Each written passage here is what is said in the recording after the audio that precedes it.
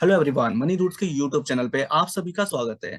तो आज हम लोग डिस्कशन करने वाले हैं बहुत सारे कमेंट्स को लेकर के जो लास्ट 2 हफ्ते 3 हफ्ते के बीच में ये आए थे, क्योंकि काफी समय से मैं वीडियोस नहीं बना पा रहा था और उसकी एक वजह है। और इसके लिए मैं आप सभी से क्षमा भी मांगता हूँ कि मैं बीच में मैं घर से बाहर भी गया हुआ था और मेरी थोड़ी ज्यादा तबीयत खराब हो गई थी, तो मैं वीडियोस नहीं बना पा रहा था। तो ये काफी सारे कमेंट्स आए थे जिसको लेकर के मैंने सोचा कि अलग अलग वीडियो बनाने से अच्छा है कि मैं एक ही वीडियो में ज्यादा से ज्यादा कंटेंट को कवर कर दूं, जिससे कि आपका भी समय बचेगा। तो चलो आगे बढ़ते हैं हम लोग। और एक छोटी सी चीज है जो मैं हमेशा आपसे बताता हूँ कि अगर आपको म्यूचुअल फंड या इंश्योरेंस रिलेटेड किसी भी तरह की कोई भी प्रॉब्लम है, तो आप इस व्हाट्सअप नंबर पे आप मैसेज कर सकते हो। कोशिश करूंगा कि जल्द से जल्द मैं आपको रिप्लाई कर दूं, आपको सॉल्यूशन प्रोवाइड कर दूं।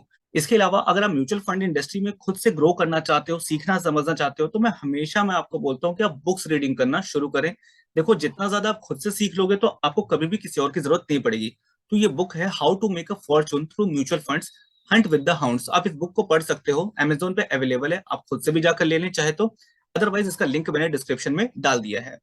तो फाइनली हम लोग आज के डिस्कशन को स्टार्ट करते हैं एक छोटे से डिस्क्लेमर के साथ कि मैं जितनी वीडियोस बनाता हूं आपको एजुकेट करने के लिए, ताकि आप सीख समझ करके अच्छी इन्वेस्टमेंट करें और एक बहुत ही बेहतरीन रिटर्न को हासिल कर सकें। मेरी तरफ से कोई भी इन्वेस्टमेंट एडवाइस नहीं है। तो चलो देखते हैं सबसे पहला हमारा कौन से कमेंट्स हैं। तो सबसे पहले आप यहाँ देखोगे कि इनको एडलवाइज मिड कैप फंड के बारे में इनको थोड़ा सा जानना है, रिव्यू चाहते हैं। और इनके अकॉर्डिंग ये कह रहे हैं कि ये बहुत ही अच्छा इसने रिटर्न जनरेट किया लास्ट 10 सालों के अंदर में। लगभग ये 20% के आसपास रेगुलर प्लान में, जो कि चलो मैंने देखा था वो सही भी कह रहे हैं ये।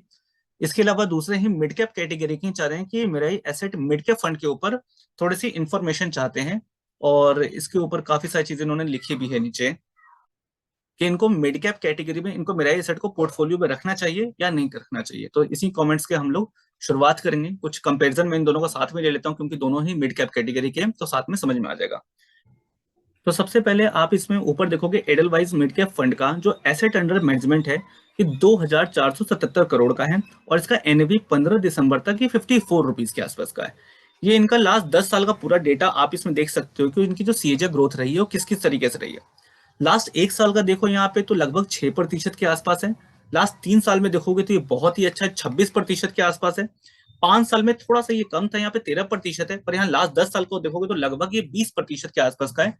ये थोड़ा बहुत चेंजेस होते रहते हैं आगे पीछे, जैसे ही कभी कभी इनका ऊपर जाता है या नीचे जाता है उसके अकॉर्डिंग। तो जो हमारे कमेंट्स में जिन्होंने कहा था कि 20% के आसपास का रिटर्न है 10 सालों में, वो बिल्कुल सही कह रहे थे और ये बहुत ही वंडरफुल रिटर्न है। तो सवाल ये उठता है कि क्या आज भी इसमें इन्वेस्टमेंट किया जा सकता है या नहीं किया जाता है, इस चीज को हम लोग देखेंगे।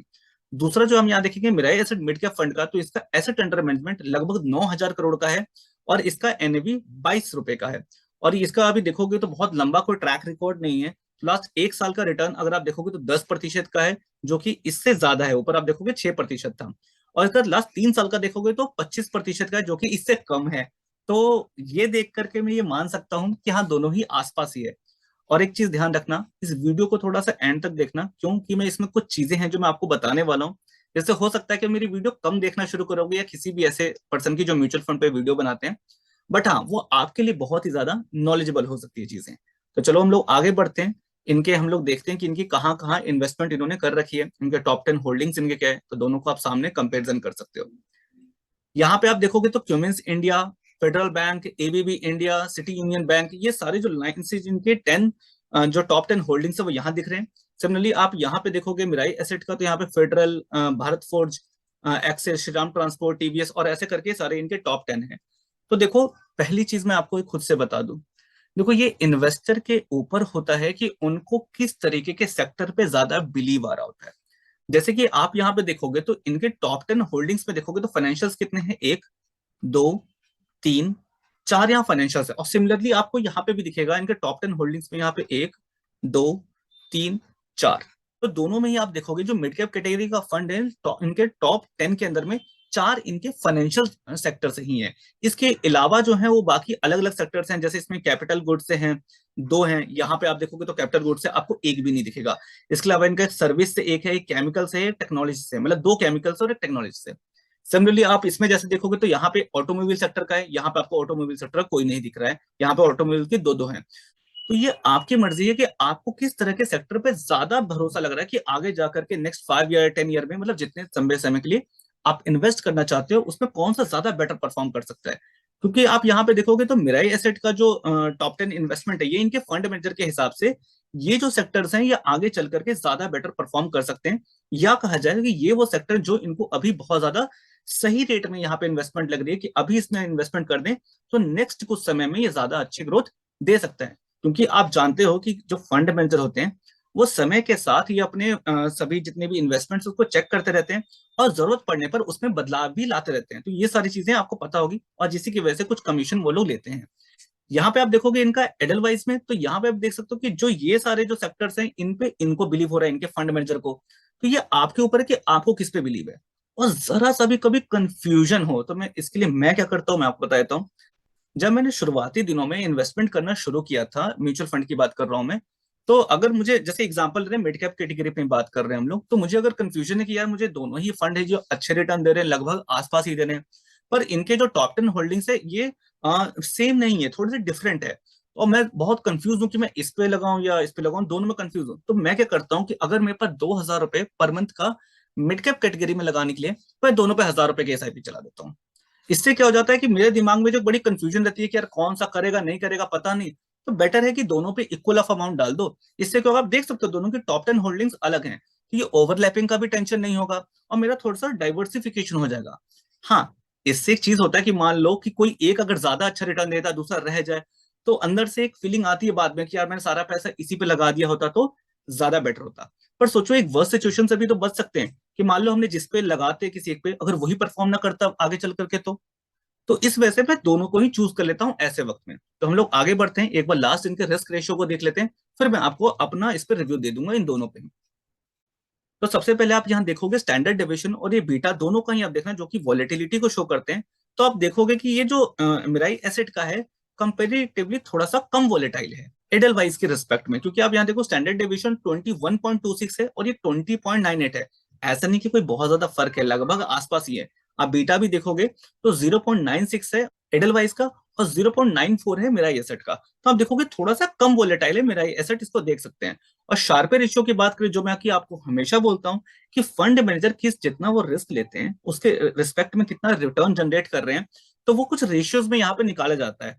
तो ये जितना ज्यादा हो उतना अच्छा माना जाता है। तो जो कैटेगरी एवरेज है वो 0.86 है। तो उसके रिस्पेक्ट में आप देखोगे तो एडलवाइज के फंड मैनेजर ज्यादा बेटर परफॉर्म कर रहे हैं। ये नहीं बोल रहा हूँ कि बहुत ज्यादा, बहुत स्लाइटली थोड़ा सा ज्यादा बेटर परफॉर्म कर रहे हैं। 0.92 है तो स्लाइटली आप थोड़ा ज्यादा देखोगे तो वोलेटाइल भी है।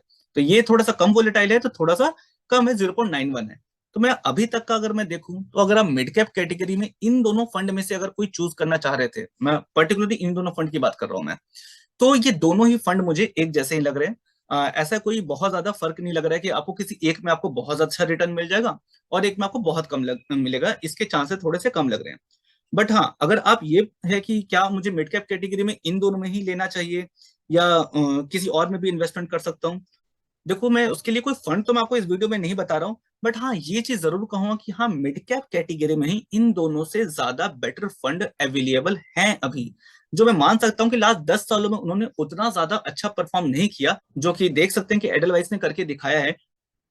बट मैं ये जरूर कह सकता हूँ कि अभी वो जिस तरीके से परफॉर्म कर रहे हैं और उनके फंड में जिस तरीके के हैं, वो हो सकता है कि आने वाले वक्त में इनसे थोड़ा सा ज्यादा बेटर परफॉर्म कर देंगे। तो आगे अगर आपको कोई कंफ्यूजन है कि यार मुझे क्या करना चाहिए, तो मैं आपको कहूंगा प्लीज इस वीडियो को कंप्लीट देखें। आपकी कंफ्यूजन सच में इस वीडियो के खत्म होने से पहले वो दूर हो जाएगी। आगे चलते हैं हम लोग दूसरे कमेंट्स को लेकर के कि उन्होंने क्या सवाल पूछे थे, देख लेते हैं एक बार। हाँ, देखो यार ये एक बहुत इंपॉर्टेंट चीज है जो मैं आपको यहाँ पे बताना चाहता हूँ। देखो प्लीज इस बात को समझना। कई लोग इस तरीके से मतलब क्वेश्चन पूछते हैं, ये पूरा पूरा इन्होंने अपना मतलब पोर्टफोलियो ही डाल दिया है कि मैंने यहाँ यहाँ इन्वेस्टमेंट कर रहा हूँ या करने वाला हूँ वटेवर, और ये सारे फंड कैसे हैं, अच्छे हैं या नहीं हैं। लास्ट अगले 10-20 साल के लिए अगर मैं इन्वेस्ट करना चाहता हूँ, कोई 2-3 फंड बता दो। देखो यार मैं बताऊं, ये सोशल मीडिया पे डायरेक्ट किसी पे मुझे ये कमेंट करके बताना, ये प्रैक्टिकली मैं नहीं करने वाला। उसका एक रीजन बता देता हूँ। देखो आप जो क्वेश्चन पूछते हो वो क्वेश्चन सिर्फ मैं मेरी और आपकी बातचीत नहीं होती है, वो बहुत सारे लोग उसको देख सकते हैं। तो उसमें सबसे बड़ी प्रॉब्लम क्या होती है कि अगर मान लो कोई और उस मतलब उस आपके इसको देखता है, मेरे रिप्लाई को भी देखता है, और मान लो मैंने वहां पे कुछ पर्टिकुलर फंड के नाम लिख रहे हैं कि भाई ये वाला ज्यादा अच्छा है, तो उससे क्या होता है कि अगर मेरी वीडियोस किसी को पसंद आती है तो हो सकता है कि वो ब्लाइंडली उस पर इन्वेस्ट कर देगा। तो अब इससे बुरा क्या हो सकता है कि मान लो उसकी जो रिक्वायरमेंट थी, क्या पता वो आपकी रिक्वायरमेंट से अलग हो, और जो मैंने सजेस्ट किया वो उसकी रिक्वायरमेंट पे फिट ना बैठे। और इवन आप जो मुझसे पूछ रहे हैं, आपने ये तो बोल दिया कि अगले 15-20 साल के लिए कौन सी इन्वेस्टमेंट कर दूं। बट देखो यार, मैं अगर पर्सनली किसी को सजेस्ट करता हूँ तो पहले मुझे उसकी रिस्क प्रोफाइलिंग पूरी बनानी होती है, मतलब एक तरीका होता है। ऐसा नहीं कि ये फंड कैसा है, क्योंकि मैं आपको सिंपल, चलो एक चीज बता ही देता हूँ आपको। 70 से 80% तक म्यूचुअल फंड जो स्कीम्स हैं वो अच्छे होते हैं। 10% होते हैं जो बहुत ही एक्स्ट्रा ऑर्डिनरी होते हैं, बहुत ही वंडरफुल परफॉर्म करके दिखाते हैं। और लगभग 10-15% ऐसे होते हैं जो वर्स्ट परफॉर्म करके दिखाते हैं। ये मैं आपको ऑनेस्ट होकर बता रहा हूँ। तो अगर आप उन 70 से 80%, कई बार लोग नाम पूछते हैं कि ये कैसे हैं, तो मैं 90% केस में बोलूंगा भाई ये अच्छा है, मैं अच्छा है। तो कई बार लोग ये बड़े कंफ्यूज होते हैं कि सर आप मोस्टली को आप अच्छा ही बोल देते हो। मैं इसलिए बोलता हूँ क्योंकि वो सच में वो एवरेज अच्छा ही परफॉर्म कर रहे हैं। चलो मैं इस वीडियो के जो एंड में बताने वाला था वो यही बता ही देता हूँ, इसको समझ लेना। देखो, अगर आप ज्यादा दिमाग नहीं लगाओगे ना कि हाँ, और अगर आप ये जो 10-15% जो बेकार फंड होते हैं, इनसे भी अगर आप बच जाओगे बस, और इससे बचने के कुछ तरीके होते हैं जो मैं वीडियोस में कोशिश करता हूँ बताने की, पर आपके जो बहुत सारे कमेंट्स आते हैं मैं कोशिश करूंगा, और कुछ जो अपडेट्स आते हैं मैं शॉर्ट्स में भी आपको कवर कर दूंगा, तो आपको वहां से भी इंफॉर्मेशन जल्दी से मिल जाएगी। आपको क्या करना है, आपको बस इन फंड से बचना है। तो अभी अगर आप सबसे बेस्ट फंड चूज कर लेते हो ये बहुत अच्छी बात है, पर अगर आप एवरेज फंड में भी रह जाते हो तो भी आपको कोई बहुत बुरा नहीं, बहुत डिसेंट रिटर्न्स मिलते हैं। तो 90% यहाँ पे जो फंड आपके सबके देख रहा हूँ ना यहाँ पे, तो ज्यादातर मुझे अच्छे ही दिख रहे हैं। पर मैं आपको क्यों नहीं बोल पा रहा हूँ कि आपका इन्वेस्टमेंट सही है या गलत है। रीजन सिर्फ ये, क्योंकि मुझे आपका मतलब जो आपका करंट फैमिली सिचुएशन है, फाइनेंशियल सिचुएशन स्पेशली, वो मुझे नहीं पता है। आगे क्या होने वाला है नहीं पता है, क्योंकि मैं जब लोगों को सजेस्ट करता हूँ पर्सनली उनसे बात करके, या व्हाट्सएप पे जब मैसेज आता है मेरे पास, तो मैं उनसे पूछता हूँ, नॉर्मली तौर पे पूछता हूँ, अगर वो बात करने में इंटरेस्टेड पूरे होते हैं तो।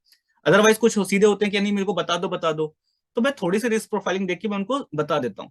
बट मैं पूरी कोशिश करता हूँ कि अगर सही तरीके से जानना चाहता है तो पूरा अपनी इंफॉर्मेशन दे। आगे क्या हो सकता है, क्या पॉसिबिलिटी है, उनकी इनकम किस तरह से आगे फ्लक्चुएट कर सकती है नहीं कर सकती है, कितना उन्होंने लाइफ में इंश्योरेंस या रिस्क रिवॉर्ड ले रखा है, ये लोन है या नहीं है, तो ये सारी चीजें देख करके डिसाइड किया जाता है कि आपकी इन्वेस्टमेंट कहाँ पे करना सेफ है या नहीं है। तो बहुत सारी चीजें होती है। तो आप खुद समझो प्लीज कि अगर आप, मैं मना नहीं कर रहा हूँ यार, आप लोग शायद मेरे या मेरे जैसे बहुत सारे म्यूचुअल फंड के जो वीडियो बनाते हैं, आप उसमें बहुत उम्मीद से कमेंट में डालते हो कि कुछ आपको सजेशन मिल जाए। तो बिलीव करिए हम आपको नहीं दे सकते ऐसा सजेशन बिना आपके बारे में थोड़े बहुत भी जाने।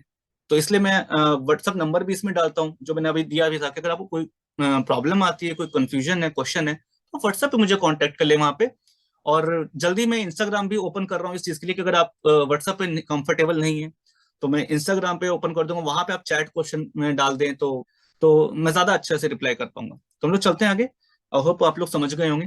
तो नेक्स्ट कमेंट्स कौन से हैं आप यहाँ देख सकते हो कि यहाँ पे एक, तो हाँ मैं एक चीज पे मैं बताना चाहता हूँ, इस पे मैं अलग ही वीडियो बनाऊंगा कि जो आईसीआईसीआई प्रूडेंशियल फ्लेक्सी कैप पे इन्होंने वीडियो बनाने कही थी, तो मैं इस पे अलग ही वीडियो बनाने वाला हूँ, क्योंकि अभी इसको 3 साल कंप्लीट नहीं हुए, तो बहुत सारे जो पैरामीटर्स हैं इसके वो अभी शो नहीं होंगे, जो मैं आपको कई बार वीडियो में शो करता हूँ।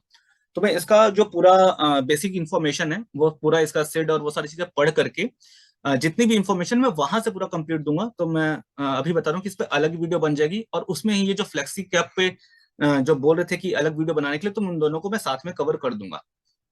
इसके अलावा एक ये किसी कमेंट आया था कि मैंने एक एक्चुअली एक फंड को मैंने कहा था कि ये ज्यादा अच्छा परफॉर्म नहीं कर रहा है, तो उन्होंने बोला कमीशन नहीं मिला क्या। तो भाई देखो, मेरे को वीडियो बनाने को कोई कमीशन वैसे भी नहीं मिलता है, चाहे जिससे मैं अच्छा बोलता हूँ उसको, जिसको खराब बोलता हूँ उसको भी। तो ठीक है, आप अपनी फ्रस्ट्रेशन निकालो, कोई दिक्कत नहीं है। ठीक है, एक और जो इन्होंने क्वेश्चन पूछा था एक कमेंट्स में, कि मैंने एक वीडियो बनाई थी उसमें कैनरा पे, किसी पे लार्ज और मिड कैप कैटेगरी का, तो उन्होंने पूछा था कि ये जो एसबीआई का है उसमें वन टाइम इन्वेस्टमेंट करें या इस पे करें। तो मैं थोड़ा सा चीजें पहले उन दोनों कंपैरिजन बता देता हूँ, और फिर मैं आपको ये इसका आंसर बता दूंगा कि आपको क्या करना चाहिए मेरे अकॉर्डिंग, ये मेरा रिव्यू है। बट लेकिन मैं सजेस्ट करूंगा कि आप कोई भी एक्शन लेने से पहले, आप सभी जितने लोग इस वीडियो को देख रहे हो, आप अपने फाइनेंशियल एडवाइजर से सलाह जरूर से ले लें। तो आगे चलते हैं हम लोग। यहाँ पे देखोगे तो SBI large and mid cap का और ये कैनरा रोबेको इमर्जिंग इक्विटीज है, ये दोनों सेम कैटेगरी के फंड है।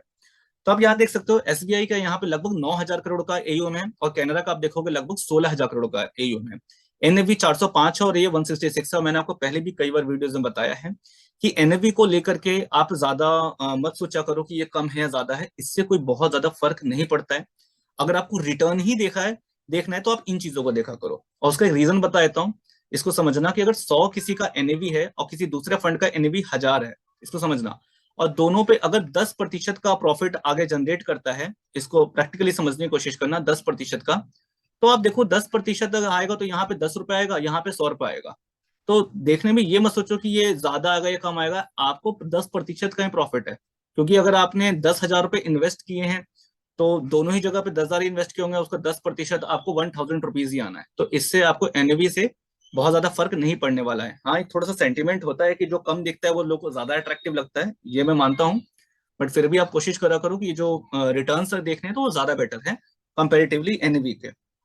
तो आप देखोगे एसबीआई का जो है यहाँ पे फर्स्ट ईयर का से लेकर के 10 ईयर तक का दोनों का ही है, तो आपको ये शो हो जाएगा।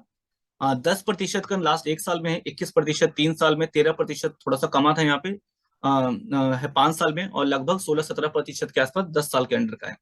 यही आप कैनरा का देखोगे तो 2% है, यहाँ पे थोड़ा सा कम है। पर ओवरऑल और बाद में देखोगे तो 20% यहाँ पे 3 साल में, 12% 5 साल में, 19% 10 साल में। तो आप अगर देखोगे तो ये जो 5 ईयर तक का अगर आप डेटा देखोगे तो इसमें एसबीआई विनिंग पोजीशन पे है। और अगर आप लास्ट 10th ईयर का देखोगे तो उसमें लगभग ये 20% के आसपास आ गया, और ये 17% का, तो 3% का फर्क है।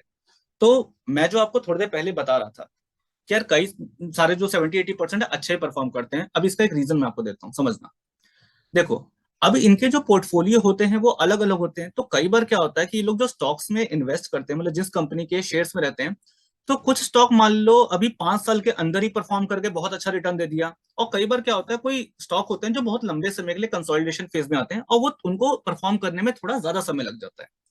तो इसी वजह से भी कई बार ये होता है कि दो फंड इक्वली अच्छा परफॉर्म करने के बावजूद कभी कभी ऐसा होता है कि कोई जैसे कि आप इसमें देख रहे हो कि स्टार्टिंग के 5 ईयर में देखोगे तो एसबीआई कंपेरेटिवली ज्यादा बेटर रिटर्न आपको दे रही है। और अगर आप 10वें साल का देखोगे तो आपको कैनरा का ज्यादा बेटर रिटर्न दिख रहा है। तो इसकी वजह ये हो सकती है कि जिन भी स्टॉक्स में इन्होंने इन्वेस्ट कर रहा है वो पहले उन्होंने ज्यादा अच्छा परफॉर्म न करा हो, पर अभी रिसेंट के कुछ ईयर्स में ज्यादा अच्छा परफॉर्म करा हो, इसलिए एसबीआई का ज्यादा बेटर रिटर्न है। इवन इस साल करंट की बात करूं तो इस साल ज्यादा अच्छा रिटर्न दे दिया। जबकि हो सकता है कैनरा ने जिस पे इन्वेस्ट कर रखा है इनके फंड मैनेजर ने, तो वो अभी इस साल ज्यादा अच्छा परफॉर्म नहीं कर रहा है, इसलिए 2% का रिटर्न है। ये हो सकता है कि आगे चल करके 2-3 साल बाद ज्यादा अच्छा परफॉर्म करे। तो इसी वजह से मैं कहता हूँ कि आप ना बहुत ज्यादा कंफ्यूज मत हो कि भाई कौन सा लूं। यहाँ देख के साफ पता चलेगा कि ये एसबीआई ज्यादा विनिंग पोजीशन है क्योंकि करंट में ज्यादा बेटर परफॉर्म कर रही है। बट इट डजेंट मीन कि ये हमेशा ज्यादा अच्छा परफॉर्म करेगी, बट अभी है। तो इस चीज के लिए थोड़ा सा मैं आपको बताते हुए चल रहा हूँ। बाकी एक बार इसका हम लोग रिस्क रेशियो देख लेते हैं और हम लोग इनके होल्डिंग्स देख लेते हैं कि टॉप 10 कहाँ इनकी इन्वेस्टमेंट है। तो आप देख सकते हो यहाँ एसबीआई का कि कौन कौन से, ICICI, Infosys, page industry, state bank of India, तो ये सारे ही कंपनी जो आपको यहाँ पे दिख रहे हैं ये अच्छे हैं, बड़े कंपनी है। और पर्सनली मुझे इन पे बिलीव भी है कि हाँ ये अच्छा है। यहाँ पे भी देखोगे तो टॉप मोस्ट होल्डिंग दोनों का पहला तो सेम ही है। यहाँ पे देखोगे ऐसे से, फिर एच डी एफ सी है, इंफोसिस है, रिलायंस, स्टेट। अब अच्छा, अब एक चीज अब देखना समझना, यहाँ पे भी आईसीआईसीआई है, यहाँ पे भी आईसीआईसीआई है, यहाँ भी इंफोसिस है, यहाँ भी इंफोसिस है। मैं टॉप मोस्ट होल्डिंग की बात कर रहा हूँ, इसको समझने की कोशिश करना। यहाँ भी स्टेट बैंक ऑफ इंडिया है, यहाँ भी स्टेट बैंक ऑफ इंडिया है, यहाँ भी एक्सिस बैंक है, यहाँ भी एक्सिस बैंक है, यहाँ भी रिलायंस इंडस्ट्री है, यहाँ पे भी देखोगे रिलायंस इंडस्ट्री है, यहाँ पे देखोगे ये H D F C bank है, यहाँ पे भी H D F C bank है। तो आप ये देखोगे कि टॉप इनके 10 में से 6 कंपनियां तो दोनों की सेम है जिसपे इन्होंने इन्वेस्ट कर रखा, और टॉप 15 खोल देता तो हो सकता है और भी सेम मिल जाती। तो ऐसे केस में यहाँ पे आपको क्या करना है कि दोनों में से किसी एक फंड पे पैसा लगाओ, ना कि आपने दोनों पे लगा दिए, क्योंकि इसमें कोई बहुत ज्यादा आपको फर्क दिख नहीं रहा है कि टॉप 10 होल्डिंग्स में देख लो 6 सेम ही है दोनों तरफ। तो इसमें आप या तो आपको एसबीआई के साथ जाना है तो आप इसके साथ भी जा सकते हो, अगर आपको थोड़ा ज्यादा बिलीव आ रहा है इस पे। आपको कैनरा पे जाना है तो कैनरा पे भी जा सकते हो जिस पे ज्यादा बिलीव आ रहा है। तो जो क्वेश्चन था वो ये था कि अगर उनको वन टाइम इन्वेस्ट करना है तो किस पे करना चाहिए। तो मैं फ्रेंकली में एक बात बताऊं, करंट जो सिचुएशन है ना मार्केट की, पता नहीं क्यों मैं वन टाइम इन्वेस्टमेंट को अवॉइड कर रहा हूँ। ये मेरा पर्सनल व्यू है, क्योंकि वन टाइम इन्वेस्टमेंट कब मैं ज्यादा फेवर करता हूँ कि जैसे जब 2020 2021 की जो सिचुएशन थी कि मार्केट टेम्पररी रीजन की वजह से काफी ज्यादा क्रैश हो गया था, गिर गया था। तो वहां पे जिन लोगों ने भी इस जगह पे या इस जगह पे मतलब उठते वक्त पे इन्वेस्टमेंट वन टाइम कर दिया तो उनको बहुत ही डिसेंट रिटर्न मिल गया, तो वो तो ठीक था। बट अभी जब मार्केट इतना ऊपर यहाँ पे घूम रहा है तो इस जगह पे वन टाइम इन्वेस्टमेंट करना कंपेरेटिवली थोड़ा सा रिस्क है, क्योंकि मार्केट इधर भी जा सकता है और नीचे भी आ सकता है। क्योंकि बहुत सारे लोगों का मानना है कि जो नेक्स्ट ईयर है वो इंडिया के लिए बहुत टफ हो सकता है, इवन पूरे वर्ल्ड के लिए टफ हो सकता है, रिसेशन और बहुत सारे चीजों की वजह से। तो दैट्स वाई मैं अभी वन टाइम इन्वेस्टमेंट को तो टोटली अवॉइड कर रहा हूँ। ये मेरा परसेप्शन है, मैं ये नहीं कह रहा हूँ कि ये आपको भी ये करना चाहिए, बट ये मुझे ऐसा लगता है। इसलिए वन टाइम इन्वेस्टमेंट करने से ज्यादा मैं एसआईपी ज्यादा प्रेफर कर रहा हूँ अभी करंट सिचुएशन में। अब एक बार लास्ट इसका रिस्क प्रोफाइलिंग देख लेते हैं, फिर इस वीडियो को क्लोज करेंगे। आप यहाँ देख सकते हो, सामने सामने समझ में आ रहा हो कि आपको यहाँ पे जो एसबीआई है कंपेरेटिवली कम वोलेटाइल है और शार्पर रेशियो भी इसका ज्यादा बेटर है। तो अभी करंट सिचुएशन में देखा जाए तो एसबीआई का ज्यादा आपको पड़ना थोड़ा भारी लग रहा है कि इसमें इन्वेस्टमेंट करना ज्यादा बेटर लग रहा है कंपेरेटिवली कैनरा रोबेको, ये जो इमर्जिंग इक्विटीज है। तो एसबीआई इसमें स्टेट सेट आपको विनिंग पोजीशन पे दिख रहा है, क्योंकि आप देखोगे तो यहाँ पे ज्यादा वोलेटाइल है कंपेरेटिवली, इसके काफी ज्यादा वोलेटाइल दिख रहा है आपको। और शार्पर रेशियो में भी काफी फर्क है, 0.73 है, यहाँ पे 0.81 है। तो एसबीआई साफ साफ यहाँ पे जीत रहा है। तो अगर आपको करना हो तो एसबीआई में आप कर सकते हो, बाकी इन द एंड आपकी मर्जी है। बट अगेन कहूंगा कि हाँ, वन टाइम इन्वेस्टमेंट को पर्सनली अवॉइड करो।